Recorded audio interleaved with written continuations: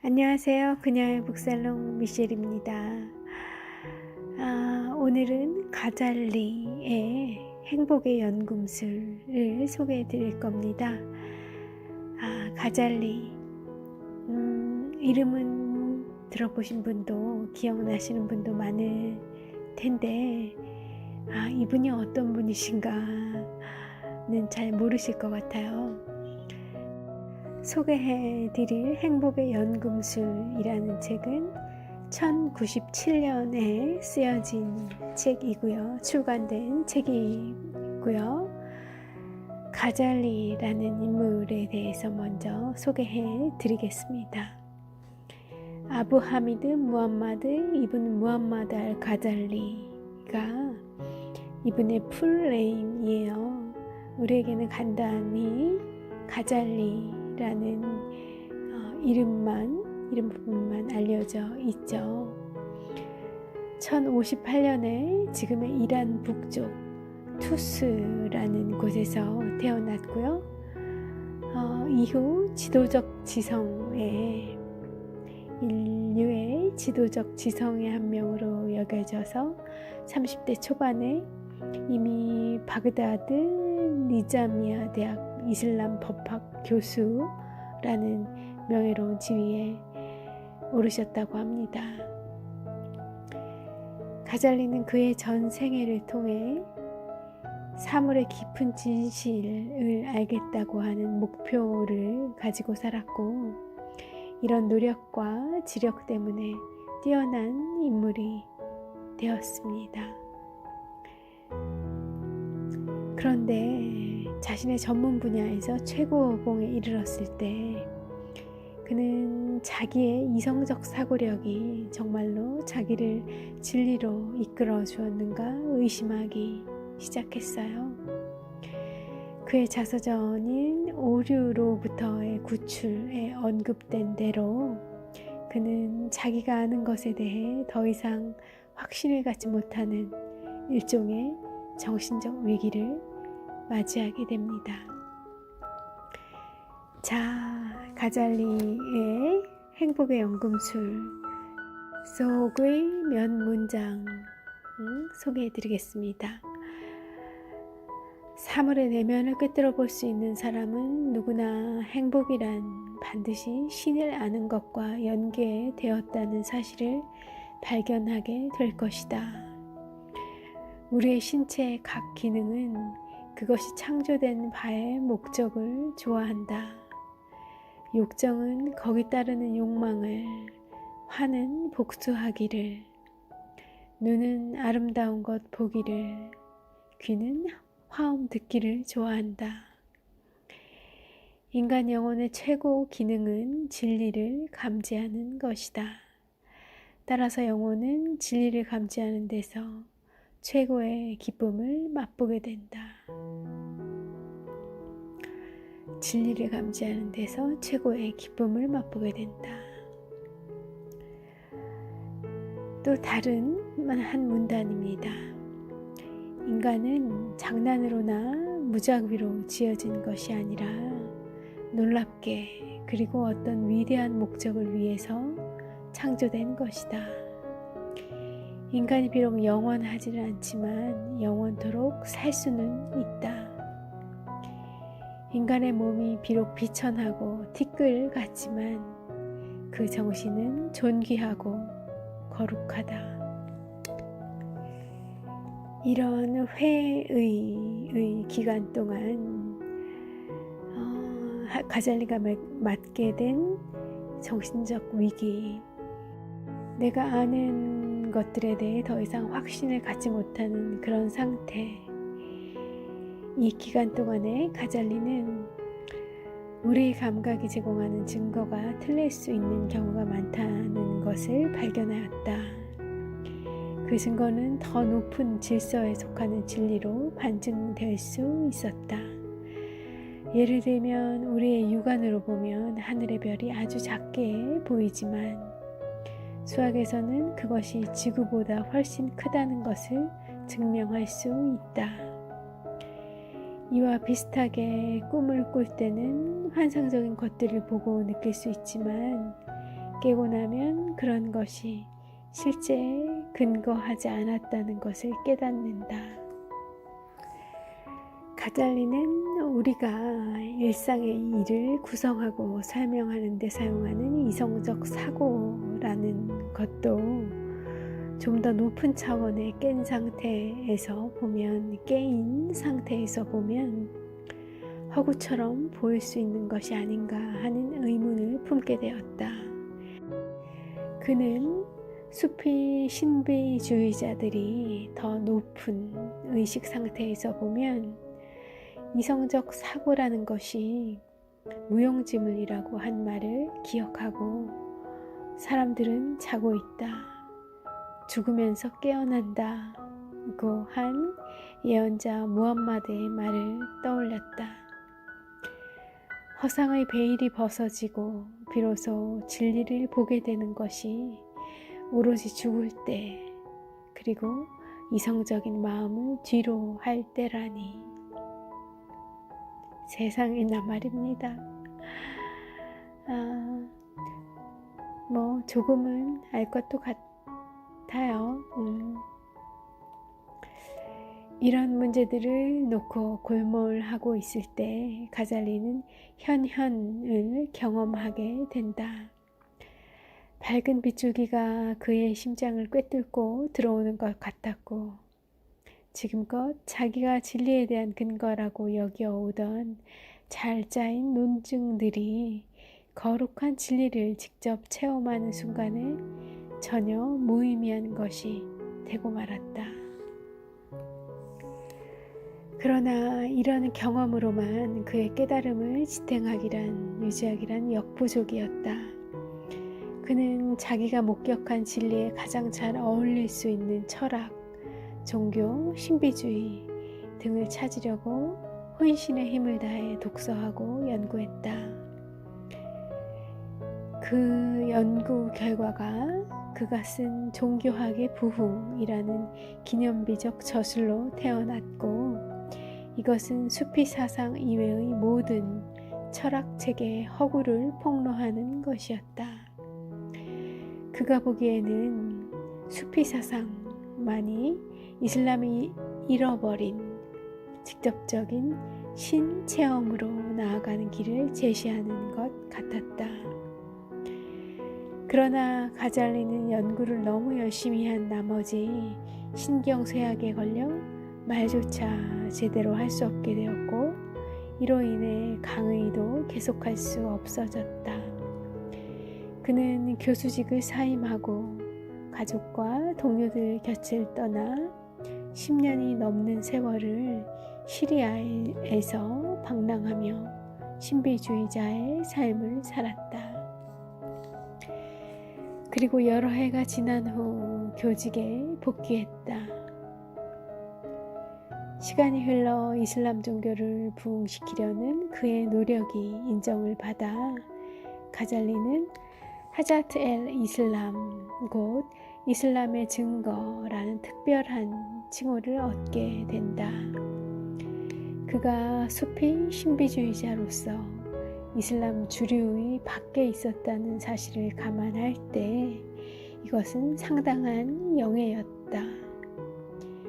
가잘리는 중세 기독교에서 토마스 아퀴나스가 차지했던 것과 같은 위치를 중세 초기의 이슬람 세계에서 얻은 셈이다. 차이점이 있다면 가잘리의 사상은 유럽에서도 영향력을 발휘했다는 것인데, 유럽에서 그는 알가젤이라는 이름으로 알려졌다. 비록 신학자로서 중량급 학자였지만 가잘리는 종교학의 부흥을 요약하여 더 많은 독자들이 쉽게 접할 수 있도록 했다. 그 결과물이 행복의 연금술, 아랍어로 키미야-이 사다트이다. 가잘리는 이 책의 첫 4장에서 하디스, 곧 무함마드의 어록을 따라가면서 하느님과의 밀접한 관계를 떠나서는 참된 행복이란 불가능하다는 점을 논증한다. 오늘날 서양에는 잘 알려져 있지 않지만 이 책은 지난 900년간 이슬람의 위대한 영감의 문헌 중 하나로 남아있다. 가잘리는 평균적인 사람이 동물에서 천사로 탈바꿈 하는 데 필요한 4가지 요소에 대한 이야기로 글을 시작한다.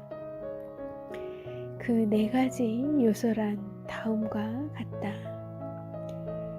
나 자신을 아는 지식, 하느님을 아는 지식, 이 세상을 있는 그대로 아는 지식, 다음 세상을 있는 그대로 아는 지식.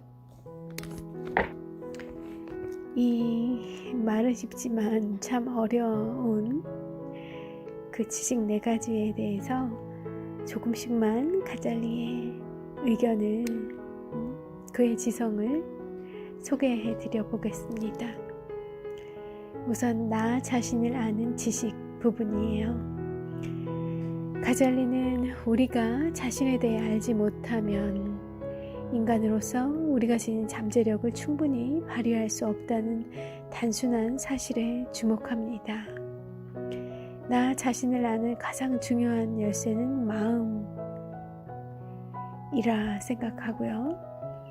육체적 심장이 아니라 하나님께서 우리에게 준 마음으로, 이 마음은 나그네처럼 낯선 땅에 찾아왔다가 이제 그 고향으로 돌아가는 그 마음입니다. 세상 일과 근심으로 우리의 마음을 잃어버리는 것은 우리의 참된 근원을 잃어버리는 것과 같아요. 반면 하느님께서 주신 그 마음을 알면 우리가 누구이고 왜 여기 있는지를 분명히 알 수 있습니다. 가잘리에 의하면 많은 사람들이 정욕에 넘어가고 마는데 이는 천사를 힘있는 개에게 넘겨주는 것과 같습니다. 또 다른 비유를 들자면 마치 쇠를 잘 닦으면 거울이 되듯이 마음도 훈련을 통해 잘 다스리면 그 속에 있는 지적, 영적 녹을 없애고 거룩한 빛을 참되게 비출 수 있습니다. 가잘리에 의하면 인간의 신체 기능은 주어진 역할을 하는 데서 기쁨을 얻는다고 해요. 화는 복수하는 데서, 눈은 아름다움을 보는 데서, 귀는 음악을 듣는 데서 기쁨을 누리죠. 그런데 인간이 가진 최고의 기능은 뭘까요? 바로 진리를 감지하는 그런 기능입니다. 우리는 진리를 찾는 데서 최고의 기쁨을 맛볼 수 있어요. 욕정적이고 음식을 탐하는 사람들은 식욕을 충족시킴으로 그럼으로써 최고의 기쁨을 얻을 수 있다고 생각하지만 그것은 자신과 하느님을 아는 데서 오는 더 큰 기쁨을 모르기 때문입니다.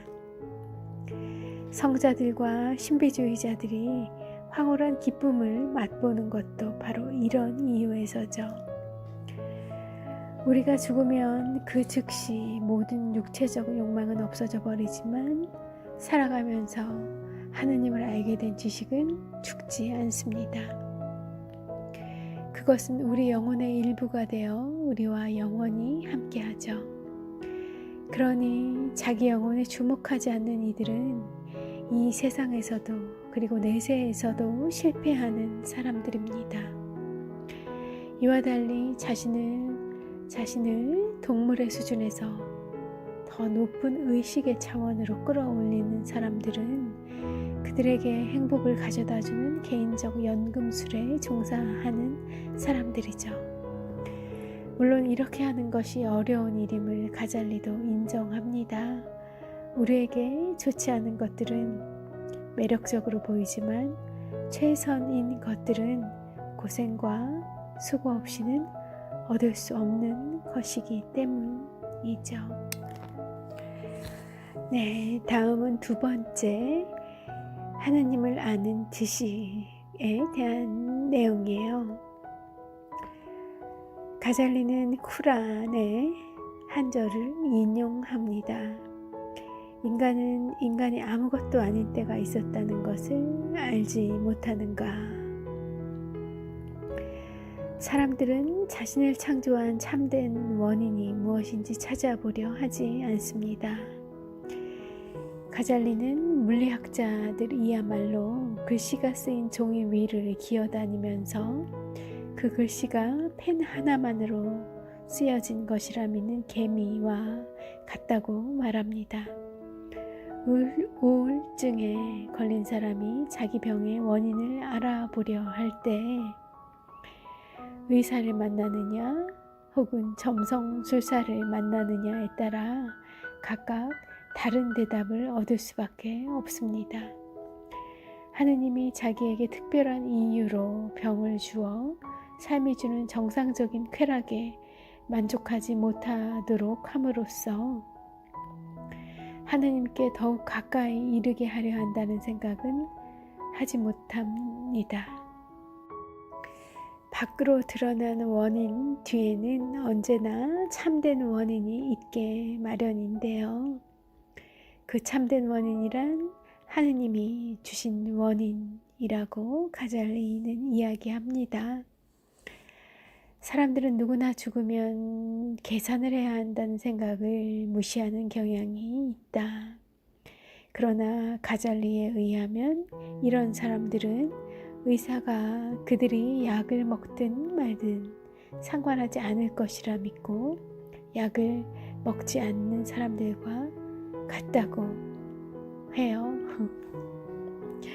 문제는 의사가 상관하느냐 하지 않느냐 하는 것이 아니라 사람들이 불순종으로 제 자신을 파멸시킨다는 사실입니다.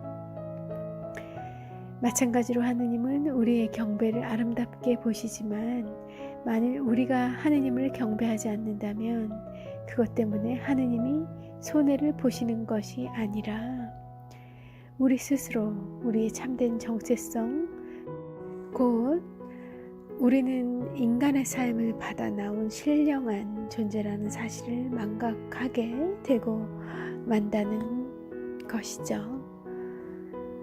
그래요. 우리가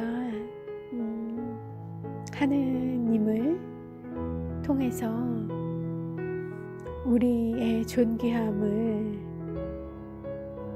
인식하고 늘 상기하면서 살아갈 수 있다는 이야기인 것 같습니다.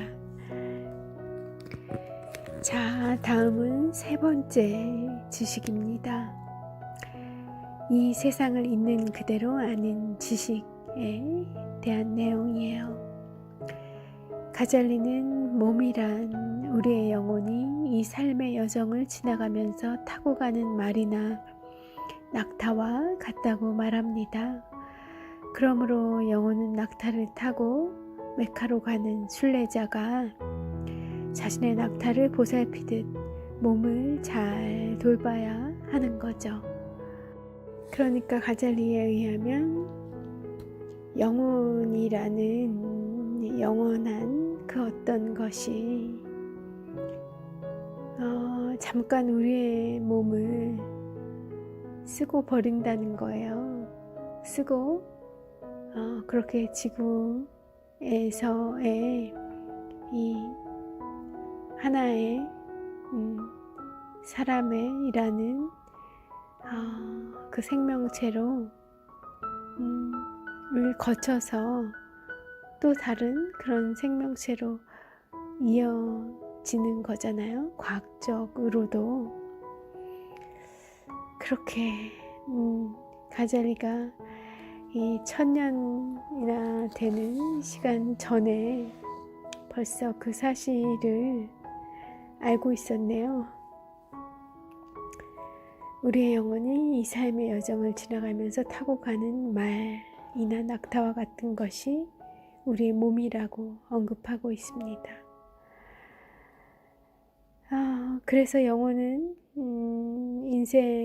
인생이라는 시간이 그리 짧지 않으니까, 찰나가 아니니까 우리의 몸을 잘 돌보아야 한다는 거죠.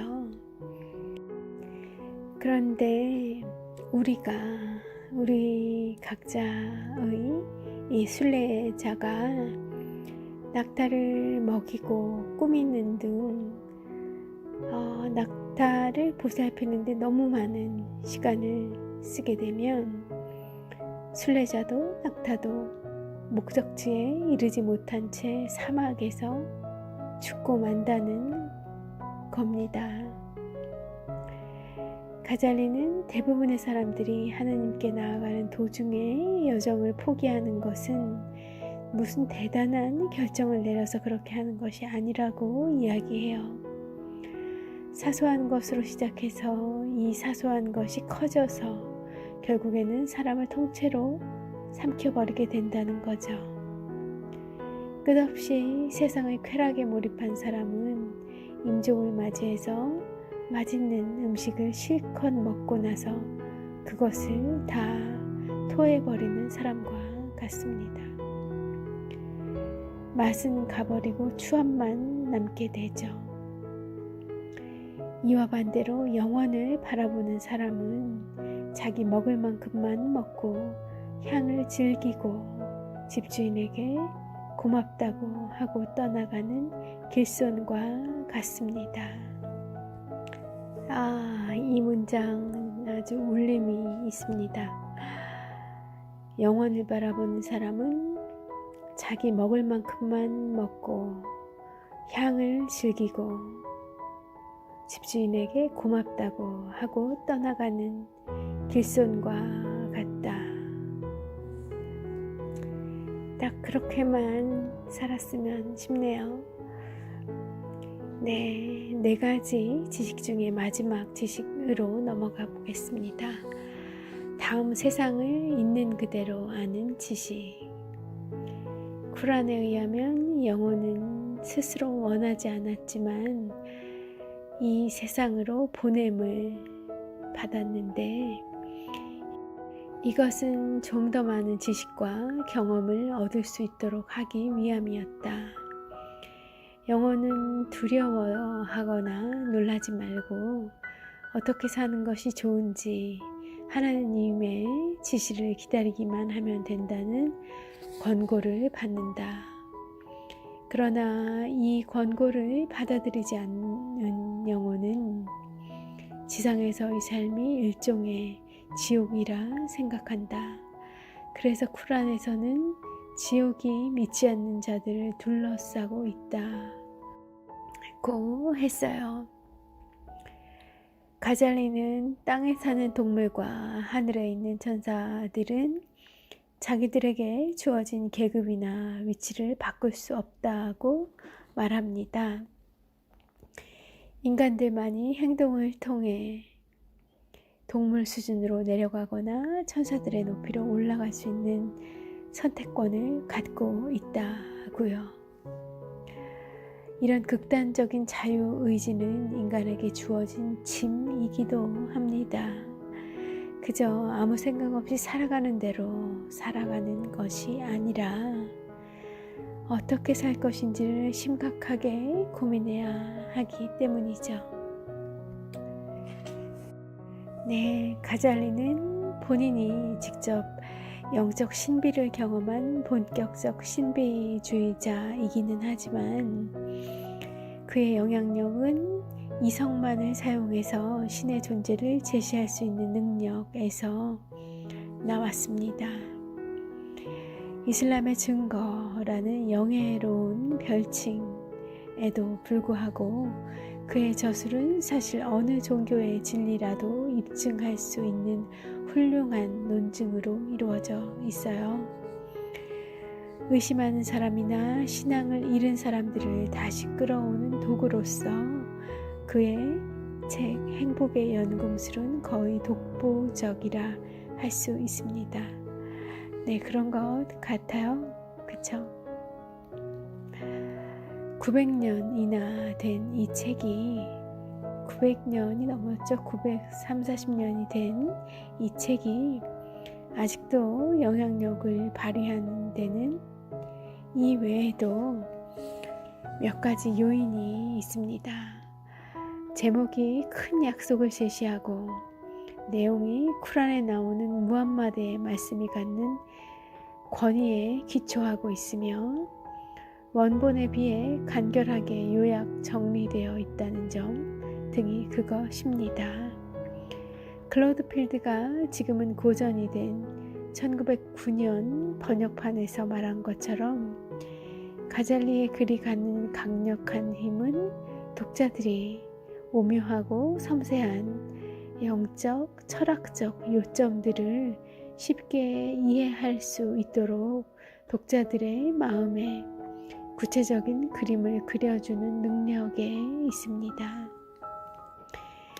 이것은 위대한 수피 시인 루미도 인정한 바로 루미는 유명한 마트나비에서 종교학의 부흥에 나오는 몇 가지 비유를 빌려 쓰기도 했죠. 그렇다면 가잘리가 남긴 유산은 무엇일까요?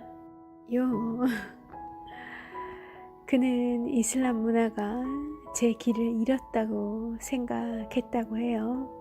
사람들은 무의미하게 예배의 몸짓만 계속할 뿐 진정으로 자기들을 변화시키려는 마음이 없다고 본 겁니다.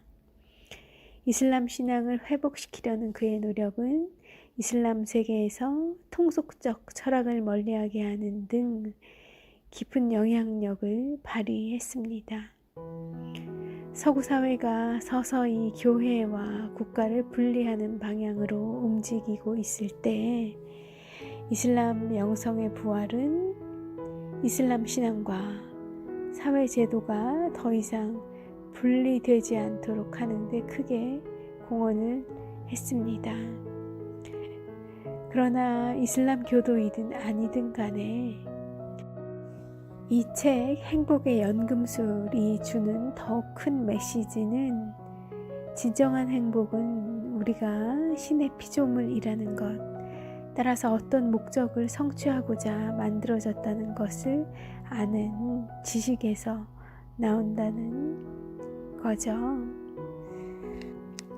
평화는 우리가 단순히 낯선 땅을 떠도는 나그네로서 멀지않아 모든 것의 근원이 되는 영원한 비물질적 세계로 돌아갈 것이라는 걸 아는 데서 온다고 가잘리는 이야기합니다.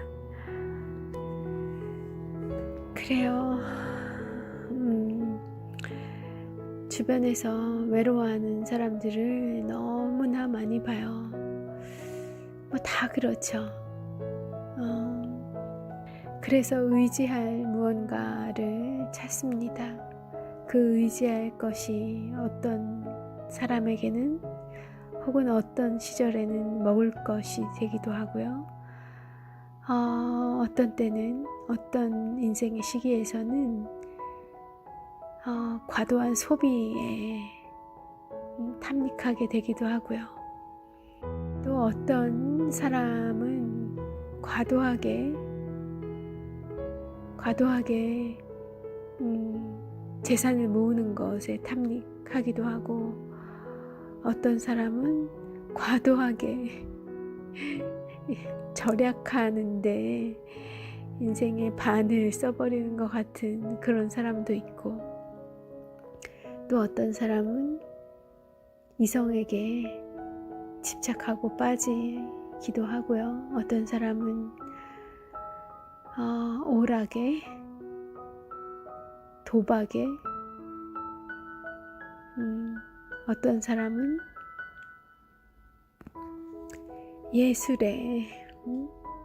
예술로 도피를 하는 것 같기도 하고 외로움으로부터 벗어나기 위한 몸부림으로 그 모든 것이 보여질 때가 있더라고요. 그렇게 느껴지는 때가 있어요. 사람들마다. 행복하다고 생각하는 사람도 늘 그 행복감을 충만하게 느끼고 있지는 않은 것 같더라고요. 때때로 허한 시간이 몰려오고 무료한 시간이 몰려오기도 하고 생이 너무 덧없는 것 같다는 생각에 빠지기도 쉽고요. 그런 때 오늘 읽은 가잘리의 말을 좀 떠올려 보시면 어떨까 해요. 저도 좀 그래 보려고 합니다. 그런 외로움과 허한 마음은 우리가 굉장히 미약한 존재라는 것, 하찮은 존재로 여겨질 때 그런 외로움과 우울함 뭐 이런 것들이 몰려오지 않는가 생각 들거든요. 그런데 이 가잘리가 이야기한 것처럼 우리는 그냥 일반적인 그런 사람들이 아니라 특별히 어떤 신의 부름과 사랑을 받고 어떤 역할을 기대받고 신이 이 세상에 내놓은 멋진 작품이라는 것, 그래서 우리에게는 이루어야 하는 어떤 목적이, 미션이 있다. 뭐 시험을 통과해야 되는 어려운 막 그것처럼 생각하기보다는 이미 우리 자체가 굉장히 품격 있고 격조 있는 아주 귀하고 소중한 존재라는 거를 깨닫기만 하면 그 다음은 정말 제대로 깨닫기만 하면 그 다음은 저절로 알아서 귀한 존재로서 어떤 것을 선택하고 어떤 것을 행위하는 그런 존재들로 빛나는 삶을 살게 되지 않겠나 그럴 거다 하는 생각 하면서 오늘 물러가겠습니다. 행복의 연금술이라는 가잘리의 이 비법을 그냥 흘려 보내시지 마시고요. 굳이 뭐 이슬람의 마호멧, 뭐 하느님 꼭 그런 그 아브라함의 후손들만을 신으로 한정하시지 마시고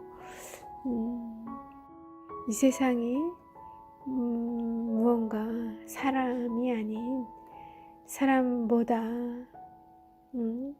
한 차원 높은 곳에 우리들을 지켜보고 내려다보는 그런 신들이 있다. 그리고 그 신들, 어떤 신이더라도, 어떤 신앙이더라도, 아니면 뭐 무신앙이라 하더라도 신의 존재는 믿을 수 있죠. 어쨌든 내가 있다라고 여겨지는 그 신이, 내가 바라고 내가 사랑하는 그 신이 나를 이 땅에, 이곳에, 이 시간에 점지했다라는 마음, 선택되었다는 그 마음으로 또 충만한 하루 살아가시기를 바라고요. 오늘 미실은 여기까지 하고 잠을 청하러 가보겠습니다. 좋은 편한 밤 되시고 좋은 새 하루 여시길 바랄게요. 함께 해주셔서 감사합니다.